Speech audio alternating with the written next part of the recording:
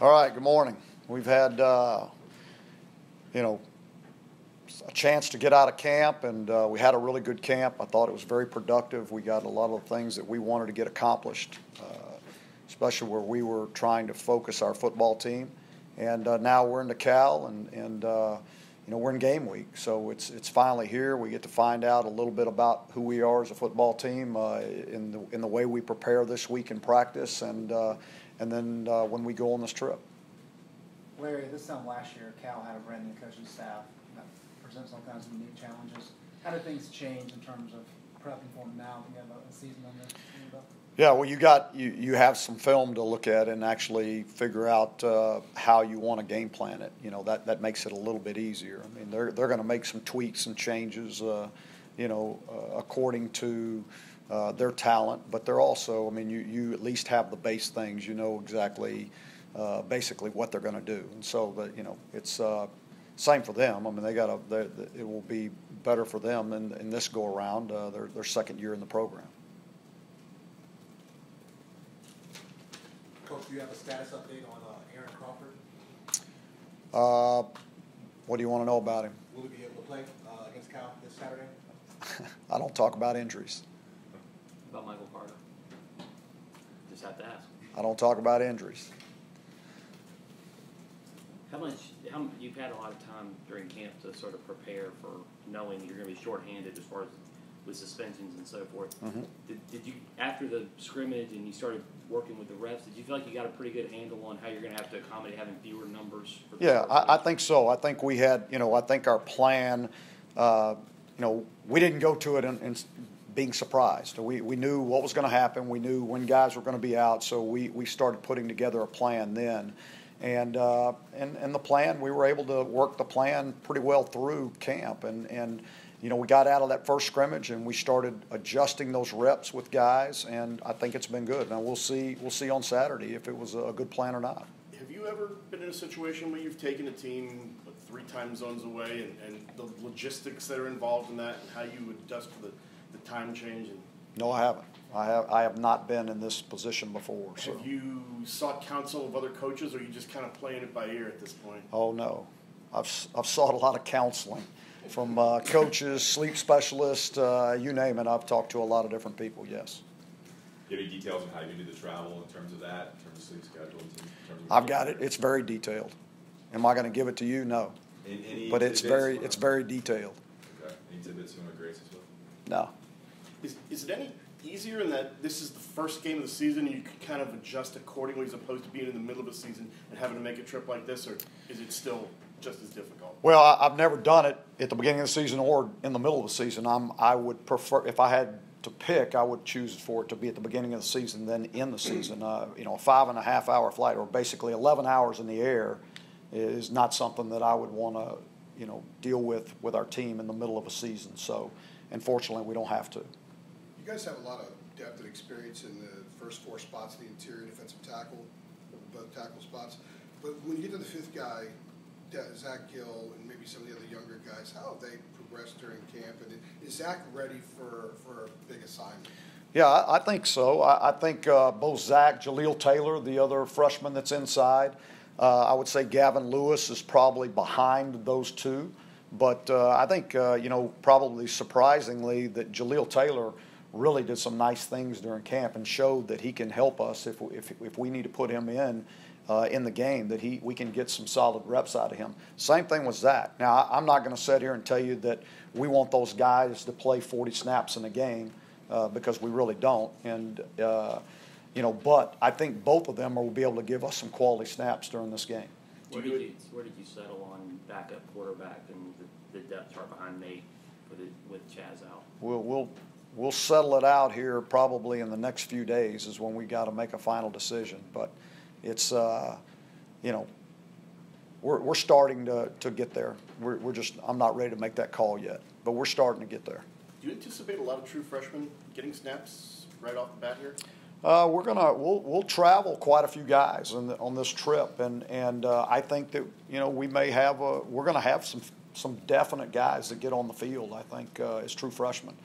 On both offense and on defense, and then definitely on special teams. You got a number roughly, like half dozen or? just kind of? I would be guessing because I hadn't really thought about it and I hadn't really looked at it. But I do know if I went back and just really thought about who, I think there's no doubt that William Barnes is going to play at some point in the game. I think you will see, there's a chance you could see Ozudu play in this game.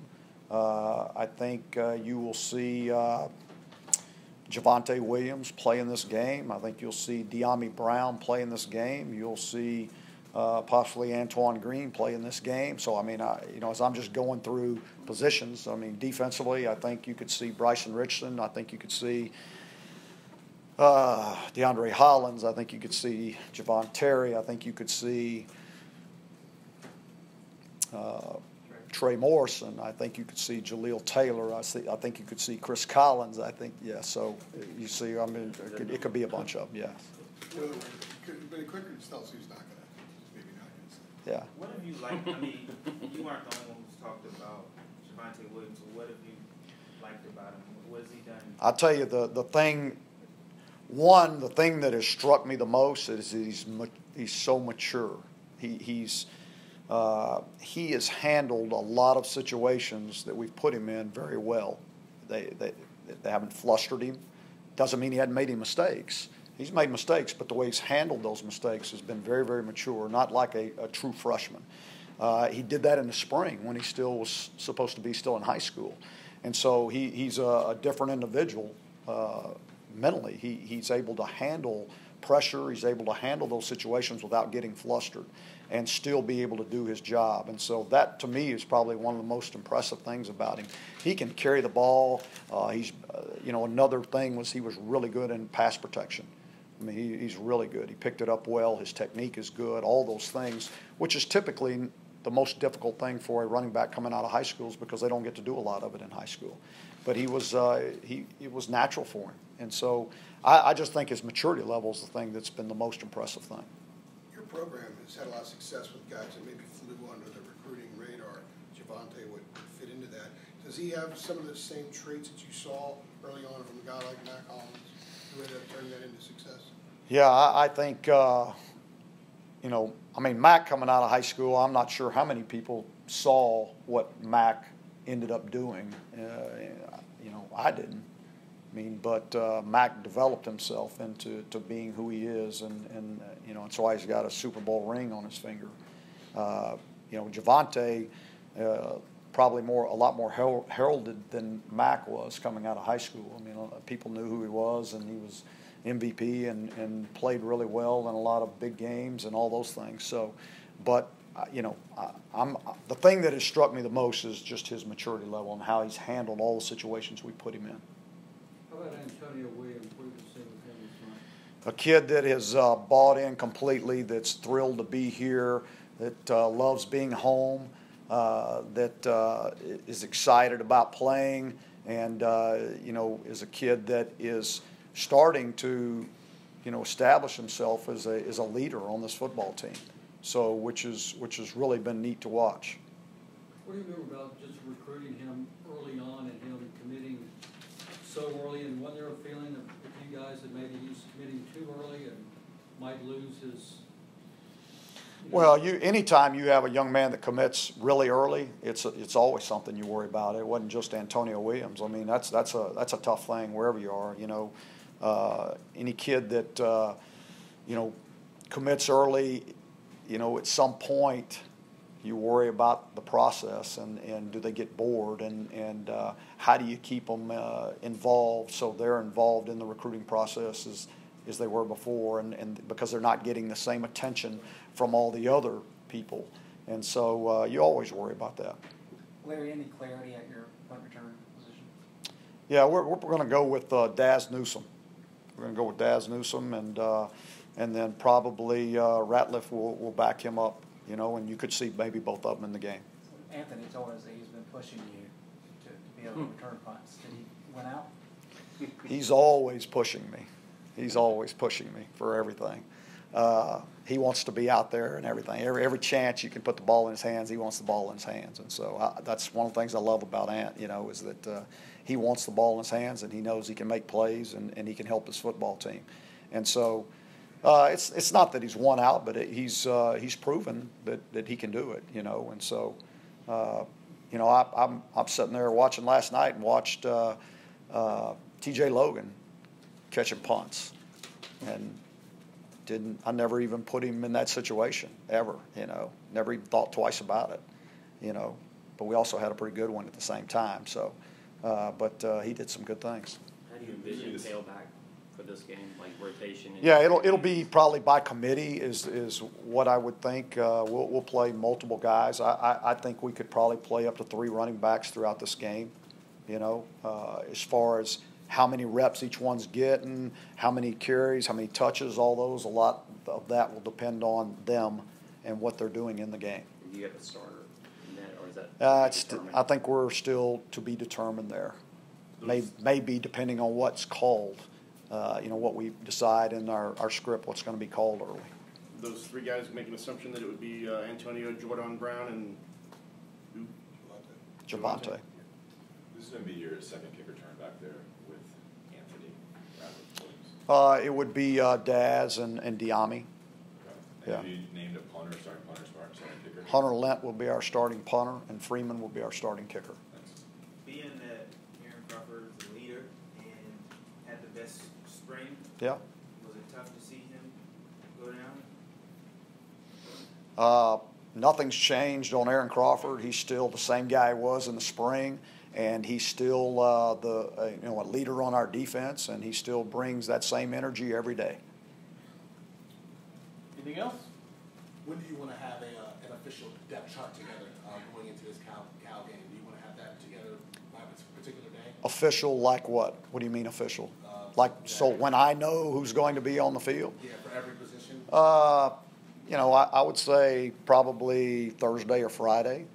You know that we, and that means, and I'm also talking about our 2 deep, where who is going to be that second quarterback. You know, is it starting to make a final decision?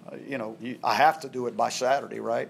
But if I get to it by Thursday, we're good.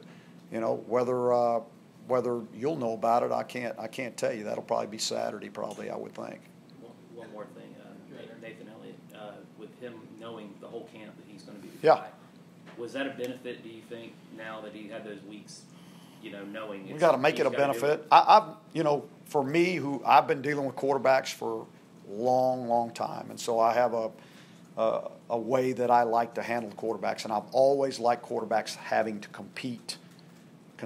Always until they have really separated themselves. So in this situation, the separation came quickly, and so he knew he's going to be the guy. So now it's not like I'm competing for my job as much as I'm competing to lead this football team.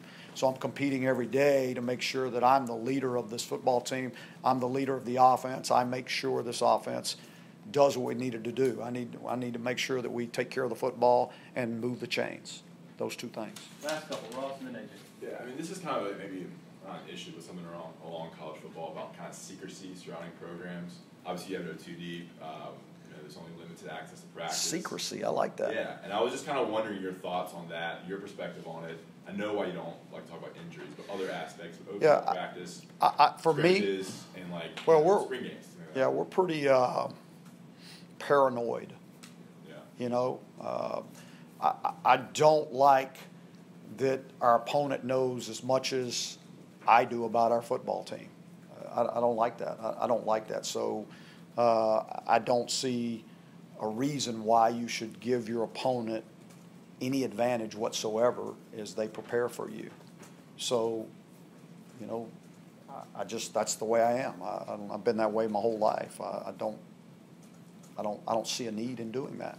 What about opening up stuff so that fans can have a better grasp of your program and kind of figuring out what you're doing? I know it's kind of balancing those 2 things, but is there any thought about that? Maybe it increases hype and support for the program when you open things up more and provide information that might be valuable to them. That's a good point. Last one, AJ.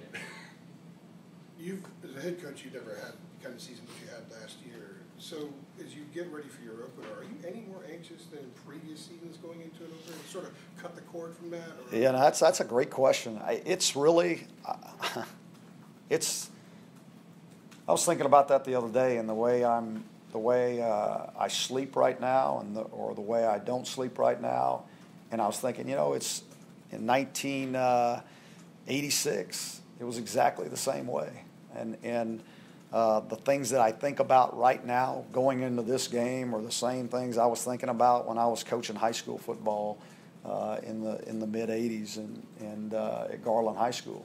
I really haven't changed. The anxiousness, the anxiety, all of that's still there. I will what if myself to death in every situation possible.